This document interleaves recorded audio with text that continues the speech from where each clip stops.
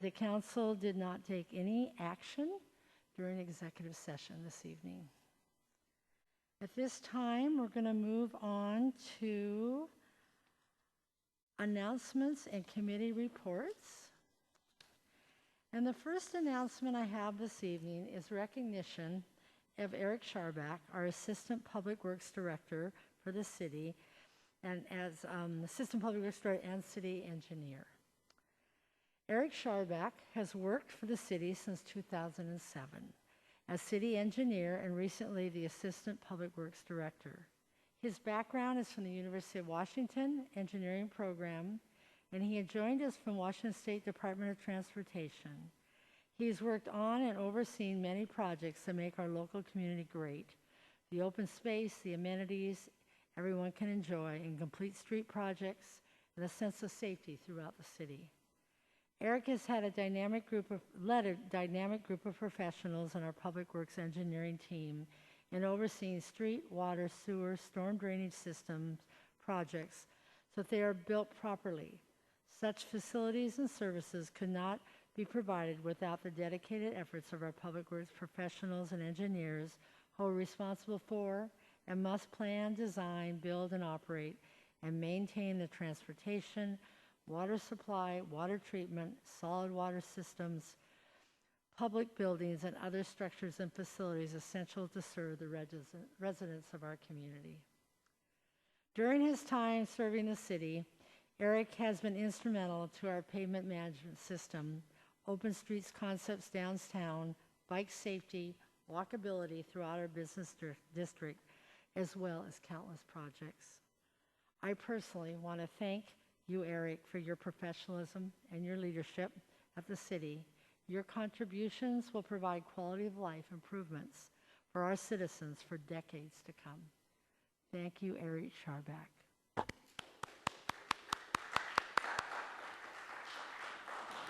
And at this time, I welcome Fred Beckermeyer, our Public Works Director, to the podium. Thank you, Mayor. I just got a few words to say about Eric. It's been my pleasure to work with Eric for the past 14 years. Eric, you got to come here and stand beside me while I say all this stuff, buddy. Sorry. Yeah. Your chances to hide, they're gone, dude. Sorry. It's been my pleasure to work with Eric for the past 14 years. I first met Eric when I worked for the City of Mount Vernon Public Works Department, and he was working for the Washington State Department of Transportation. We had an opening at the Anacortes Public Works Department, and I immediately thought he would be a perfect fit for the city, and I've regretted, and the rest is history. So it's good. He's been a great addition to our team. Eric has managed some big projects for the city, most recently the raw water and clear well projects, like a little over $12 million that's wrapped up in that. Eric took on the pavement management program with dedication and enthusiasm. We hadn't done a real serious overlay program for years, and when that became available, he just jumped right into it. Eric was instrumental in reintroducing the concept of slurry seal to our pavement management program. He recently mentioned to me that his favorite project for the city was a project conducted on I Avenue, making the corridor safer for pedestrians and children walking to school. He's been a great advisor to me and became someone that I rely on daily to give me advice and to just bounce ideas off of some days. He's going to be missed. Public Works has started a tradition to show our gratitude for the impact that people have made on the city during their time. And so I'd like to present Eric with this sign that says Scharbach Way. This will be the last time Eric gets his way with the city, but there you are, buddy. All right. You bet. Thank you.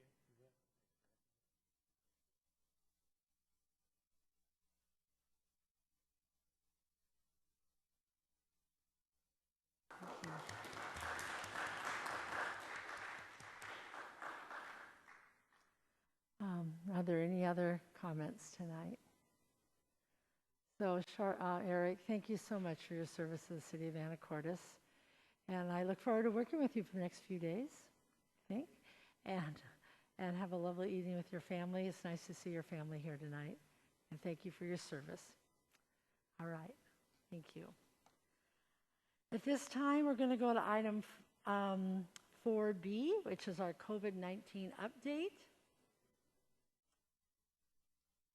Okay. The governor announced that K through 12 educators, school staff, coaches, bus drivers, school volunteers, and others working in our school facilities will have until October 18th to be fully vaccinated as a condition of employment. In Washington State, 93.7% of COVID cases from February of 2021 to August 10th were not fully vaccinated.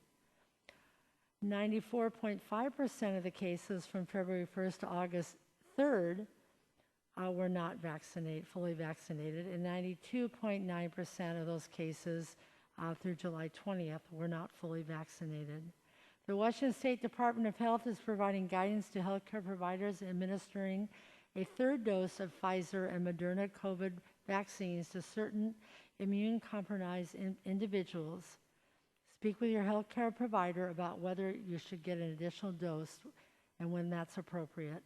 At this time, no additional dose is required for people who have had the Johnson & Johnson single-dose vaccine. Starting September 20th, the CDC is recommending booster shots for people who have received the Pfizer or Moderna vaccines 8 months after your second shot. Anyone age 12 and older should get the third dose. In Skagit County, as of today, August 23rd, since March of 2020, we've had 7,191 cases of COVID. 6,212 have been PCR positive, and that's the lab-verified test. And 979 have been test positive, and that's the rapid test, the antigen positive test. We've had 83 deaths in our county, and we've hospitalized 432 people. As of a few days ago, Island Hospital is seeing extremely high volumes of COVID-19 patients, and they're urging the community wear masks and get vaccinated. And all of their departments have been operating over capacity, so they really recommend that you follow all the CDC guidelines. Skagit County currently has a case rate of 397 per 100,000 over the last 14 days, and a rate of 8.4 COVID patients per 100,000 over the last 7 days have been hospitalized. Some fully vaccinated people will start to get infected and may or may not develop symptoms. To date, 7% of the breakthrough cases in Washington State have resulted in hospitalization. Vaccines in Skagit County, a total of 159,763 vaccine doses have been administered in Skagit County. 67.3% of all Skagitonians 12 years age and older are partially vaccinated against COVID. If you're looking for a vaccine provider near you, check your local pharmacy. Getting vaccinated remains the #1 thing you can do to protect against becoming critically ill. If you think you have been exposed or experiencing symptoms, please get tested at the Skagit County Public Health for a free antigen testing. Skagit County also has a new rental assistance program for those financially in need for rent and utilities. And I might also add to this today, as of today, August 23rd, the governor mandated wearing masks inside all indoor facilities in the community. That would be City Hall, the grocery store, restaurants, wherever you're indoors, it's a statewide mandate. And that concludes my report this evening. Council, do you have any additional questions or thoughts? Mayor Gare? Yes, Mr. McDougall. Because I'm a data geek, I actually went and crunched some numbers, and if you wouldn't mind, I put together a graph that kind of shows a visual display. All right, that'd be great. Thank you, Mr. McDougall. Okay. And this really is just kind of backs up what Mayor Gare was just saying about the case numbers and the basically the intensity of the case numbers happening in the county right now. So this is a graph that shows the green is the 7-day moving average and the blue is the 14-day moving average, and it shows case counts per 100,000 people per day. And as you can see back here in our earlier peak in January, we actually kind of built our way up to that pretty high peak. And this time around, we have rocketed up past where we were at in January. This is Skagit County numbers. I just took the numbers straight from the county's website and plugged them into a spreadsheet and did a graph. So just kind of illustrates the points that this thing is going fast right now, and please stay safe. So, thank you, Mayor. Thank you, Mr. McDougall. And I might mention to our citizens, this evening you'll notice that I'm in the council chambers along with a couple staff, and all council members are attending remotely. And this is out of safety precautions for the virus. Any other comments? All right, so we'll move on now to item 4C. It's our Traffic Safety Committee report. Mayor Gear. Mr. Miller. So we had Traffic Safety Committee met last week. I think it was the 17th, but there was a lot of stuff on there, and I'm hoping Ms. Moulton will bail me out when I miss a few things. But I want to highlight some things that are likely coming before council. So real quick, I'll go through them. We spent a lot of time talking about the Guimas Ferry area, because as you probably all know, whenever we do a haul out, there's always parking challenges for folks that are parking and then walking onto the ferry. There are challenges with the residents, so we discussed resident-only parking passes. We discussed changes for enforcement to 2-hour parking at Kiwanis Park. We talked about perhaps permanently going, I want to say H, where we change that to one-way during the haul out, possibly making that permanent, and then blocking of driveways and 5th Street 2-hour parking. So a lot of stuff, but we're not. Those aren't Traffic Safety Committee making that. These are things that I know the Public Works Department is going to prepare something to come before council. So there's a laundry list of things that are coming out of the Guimas haul out that we talk about every year, but we think we have some good changes that we need to enact, but all of council will take a look at that. Speed studies, we're always doing speed studies. One was done on Skyline Way. Turns out there wasn't a significant amount of speeding, but we did confirm that it is 25 miles per hour. West 3rd calming project, nice work by the Public Works Department to do some trimming back some shrubbery and making some calming markings on that turn there. Kansas, we've had a number of citizens' concerns about wanting to make Kansas a through street. It is in our CFP. It does cost a lot of money to do that, and we haven't identified funds for that. Back to the west side of town, Sands Way, changing the no parking to a 72-hour parking and no trailer parking. We talked about the weird, as most people know, the weird 10th and Q double stop sign when you're turning onto R for the Skagit County Transit.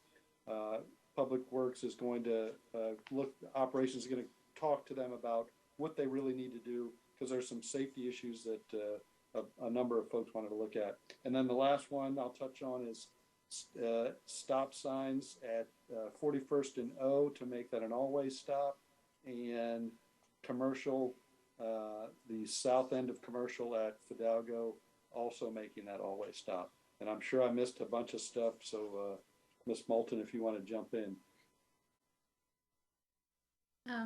Thanks, Mr. Miller. You covered everything. Nice job. The only thing that I wanted to add is when we talked about pedestrian safety, particularly at Fidalgo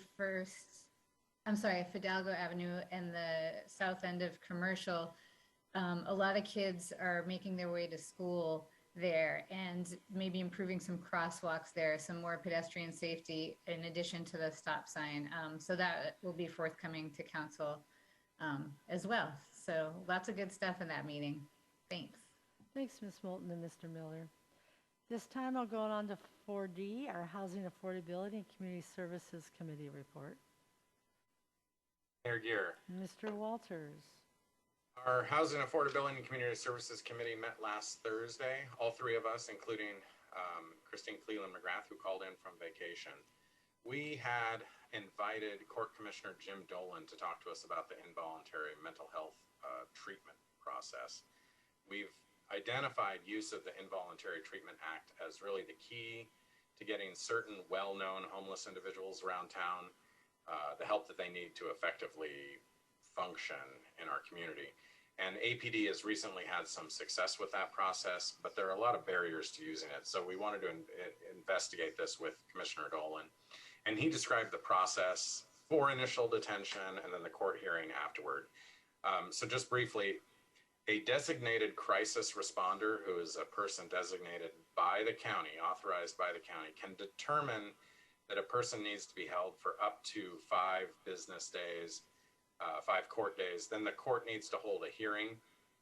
The hospital and the patient are both represented by counsel, and the court gets to decide whether that person should be held any longer. And the standard is if and only if the person is a danger to self, a danger to others, or is gravely disabled as a result of mental illness. And then they can be held for 14 days inpatient. Frequently, they're released on a less restrictive order where they're allowed to go back out into the community, but on the condition that they take their medication and meet with their caseworker. And then if they're successful, the process moves forward in a less restrictive way. If they're not successful, that order can be revoked and they can be held for inpatient treatment. And the process goes on from there. And there are future court hearings at each of these steps where those determinations need to be made. The problems with the system are resource-based. There are only apparently 3 or so DCRs in Skagit County, so that's basically only one on at a particular time. It can be difficult for us to get a hold of them, for the police to get somebody to come over here to fulfill their obligation to determine if somebody needs to be subject to that initial detention. There's also a shortage of beds and facilities. There's only 2 facilities in Skagit County. There's basically no long-term facility in Skagit County if they need to be held for longer than the evaluation and treatment period of the 14 days. There are a couple of beds that are licensed for a year, but there's no dedicated facility. And there is a substantial shortage of outpatient clinicians, people with masters in social work. It used to be that when people were discharged, they would already be set up with an appointment with their care provider. And about 6 months ago, the court got notice that those agencies just aren't taking on new patients because they don't have anybody to do that work. They don't have the outpatient clinicians they need. And then finally, if you've got to meet with your care provider, if you've got to be taking your medication, if you've got to be doing these things, it's very helpful to have housing, and there isn't any available for people. There's a substantial shortage of transitional housing, and there's no dedicated housing. So we're continuing our fact-finding here. We're meeting every week now. We're going to be talking hopefully soon to a state legislator on the state involuntary treatment law and the resource constraints that have been created by the closure of Western State Hospital to anybody except forensic patients. Hopefully, we also get a hold of the manager of our local regional support network, the Behavioral Health Organization. And we're going to explore an alternative program that some of the players in this arena have brainstormed, where the county or another one of these entities that play in this area would hire people who don't have an MSW to perform some of the tasks that are necessary to keep people fulfilling their obligations while they're on these less restrictive orders, so we can keep the system functional until we can fill those MSW slots. So there's a lot more to come and a lot more to know, but we're making some good progress on and learning a lot along the way. And then all of our meetings are open. We're canceling this coming Thursday, but otherwise every Thursday morning. And we have the Family Center and the Housing Authority and a whole bunch of other providers coming to the meetings, and they're learning along with us. So it's been really valuable. That's all I have for today. Okay, thank you. Any other comments? All right, we'll move on now to item 4E, our Park and Recreation Committee report. Mayor Gear? Ms. Moulton. Thank you. The Parks and Rec Committee met last week on the 19th. Mr. Young, Mr. McDougall, and I And first we discussed capital projects that are underway. One is the cemetery expansion, where the next phase is out to bid currently. The estimate was brought down, some of the costs were brought down actually by some in-house work. So staff work was able to result in a $95,000 reduction in what the city will have to pay to outside companies. It still is going to cost a fair amount, I think about $550,000, but it was going to have to be about $650,000. So that was good. The contract for the next phase will come to council in early September. We talked about Washington Park. There will be a new day use restroom. Great news there, near the group picnic shelter. There's money coming from Kiwanis and some from LTAC, some from REIT. There will be one ADA restroom and 2 singles.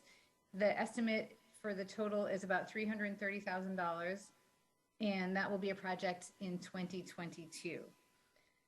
Then we talked about the Tommy Thompson Trestle Grant. There is state funding for 30% design, the engineering drawings. There's no match yet. So the city will be working with different partners like DNR and Samish to come up with a $150,000 match.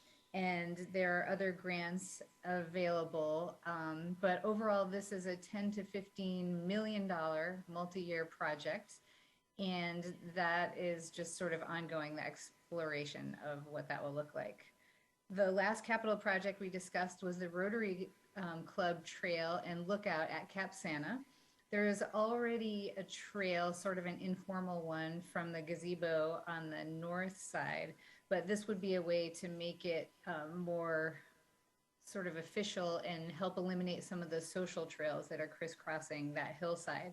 There's talk about an eastward facing lookout and one at the summit. So there are a lot of ideas and conceptual drawings detailing those, but it will be a project working with Rotary and Samish, and more public discussion is to come on that. The next phase of our discussion were things coming to council. The conservation easement program, the staff has been reviewing, doing a deep dive into the GIS documents, and that will be coming to council in September. And also the ACFL management plan, which was approved by the Forest Advisory Board some years ago. And there will be public comment on that too. So that will be coming forward to in some form, whether we'll see the draft at council or we'll do a study session, but there will be more opportunities for public comment, and council will be brought up to speed on that here shortly. And that's it for me. Thanks. Thanks, Carolyn. Any comments or questions? All right, we'll move on now to item 4F, our planning committee report.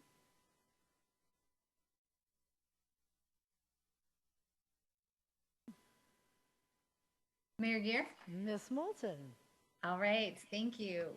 The planning committee just met prior to this meeting, Mr. Walters and I and Mr. Musimer, and we talked a little bit about staffing.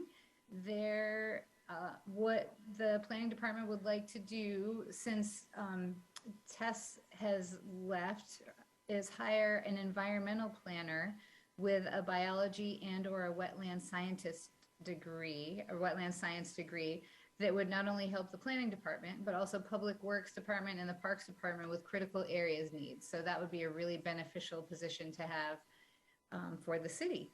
We talked about the property at 1502 5th Street, the burned cannery, and the cleanup of that. And Mr. Miesmer has been anxious to get going on that, but there has not been an Army Corps of Engineers permit issued yet. So no one's allowed to do anything yet. So that's in the works. That will involve pulling up the pilings and restoring the beach. And there are new federal fish and wildlife rules also that sort of complicate matters, but everyone's is looking forward to getting that site cleaned up.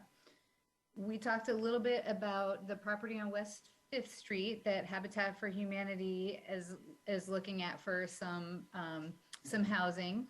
And there is a memorandum of understanding that's being reviewed by the legal department currently. And so that will be coming forward to council. And also coming to council on September 7th will be the resolution regarding daycare development and a work plan regarding 2 daycares that would like to be permitted in the R4 zone. And that was it for planning today. Thank you. Thank you. Any questions or comments? All right, we'll move to item 5, which is our public comment. If there's any member of the audience, either here or online, and I see no member, at this time we'll move on from public comment. There's no one in attendance. And we'll go to item 6, our consent agenda, items A and B and C. Mayor Gear, Mr. Miller. move to approve consent agenda items A through C. Thank you. Second. Thank you. We have a motion by Mr. Miller, a second by Mr. Young. All in favor signify by saying aye. Aye. Aye. Opposed, same sign. Motion carries. We'll move on now to item 7 under other business. This is a contract award for water supply agreement with the Samish Indian Nation, number 21-198 WTR 001. This is a discussion with possible action. Ms. McDaniel, welcome. Good evening, Mayor Gear and Council. I have a brief presentation here for the Samish Water Service Agreement.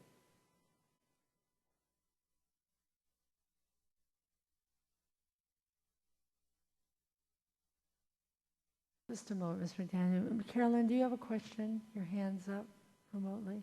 Okay, never mind. Go on, Ms. McDaniel.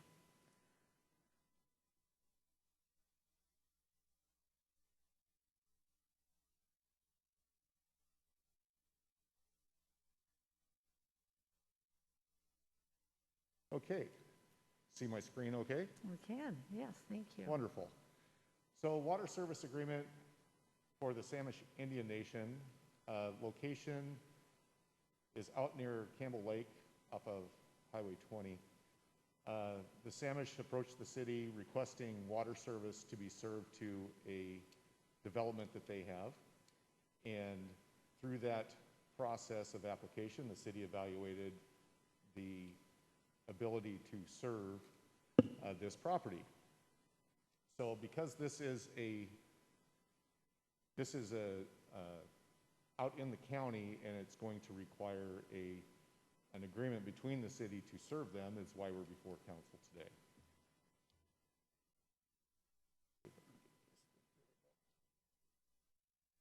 So part of the application process, there was an application made to serve a commercial property that the current use on the proposal was for a fuel station. Within that, the request was for a dedicated unmetered fire service, a 12-inch, and an 1.5-inch commercial use water service. Within that, the city and the staff evaluated the ability to serve this site, and we ran a hydraulic model to evaluate the capacity of the existing water system to be able to deliver these amounts. So within this agreement, we came to the conclusion that there was a maximum daily demand of 288,000 gallons, not to exceed the 105 million gallons per year, or 2,500 gallons per minute based on the combined domestic use and fire demand. So all of this means that the existing city system, when tested with these amounts, did not reflect a negative result in the hydraulic model. So we were able to work with the Samish and come together with an agreement that's before you with these amounts in mind, and with the rates on the outside city rate. And again, the 12-inch dedicated fire service is unmetered, and that is unmetered based on that it is only for fire flow use only, and that's within the agreement. And with that, are there any questions? All right, we'll turn it back to council.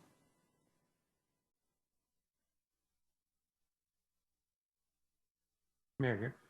Mr. McDougall? Really quickly, is it just the single structure that would be covered by that dedicated fire access, or are there several structures that actually could be potentially served, protected by that fire access?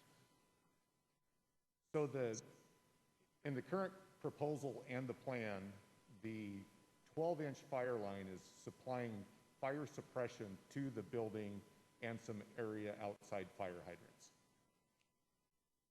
with the 12-inch service. Okay, so a few fire hydrants in the area. Yes, yes. Got it. So several structures then are in the coverage area. Provided, yes, that it is just for dedicated fire service. And one of the key parts of that analysis was determining how much flow could be provided by the city in those amounts without negatively affecting it. Got it. Okay, thank you. All right. Mayor Gayer? Mr. Young? Well, I think I'm seeing Mr. Miller look like he was about to have an additional question, so I'll wait until after any other questions to go forward. I just saw your hand move, Matt. All right, I'll yield to him. Mayor Gear. Mr. Miller? So, thank you, Mr. Young. So this isn't any different than any typical agreements that we have with essentially wholesale water use. And that question is for you, Brian. Yes, this is our typical wholesale water use type agreement.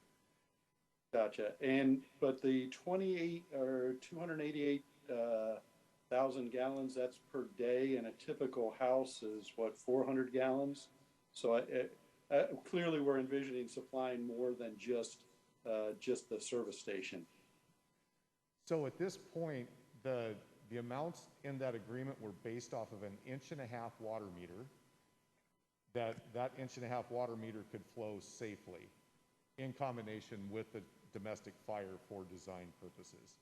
So this agreement, should an expansion be needed on the domestic side, then there would have to be this agreement, would have to be amended before we exercise that. So great. Thank you for that clarification. Appreciate it. okay, thanks. That's it. Thank you, Mr. Miller. Mr. Young? Well, with that said, I was going to make a motion that we allow the mayor to enter into this agreement, and we move forward. Are there any other questions or comments? Mr. Walters? Yes, Mr. Walters? Under RCW 4223.040, I need to disclose that I am an employee of the Samish Indian Nation, who is the contracting party. So in order for the city to enter into the contract, my vote cannot be counted, and this disclosure must be noted in the minutes. Thank you. So we have a motion, and we have Mr. Walters accusing himself. I second the motion. And we have a second by Mr. McDougall. Other questions for Mr. McDaniels this evening? All right, we have a motion by Mr. Miller, a second by Mr. McDougall to Mayor Gear? Yes, Mr. We had a Young. motion by Mr. Young. Oh, Mr. Young, you're right. Thank you. I got No. confused. I don't know how. So we have a motion by Mr. Young, a second by Mr. McDougall to approve the contract for water supply agreement with the Samish Indian Nation. Ms. Hunt, would you take the vote? Mr. Young, Yes. Mr. Walters, Abstain. Ms. Moulton, Yes. Mr. McDougall, Yes. Mr. Miller, Yes. Mr. Carter. Yes. Motion carries. Thank you. And at this time, if there's nothing else for the good of the order, I will adjourn the Anacortes City Council meeting. Good night, everyone. Stay safe.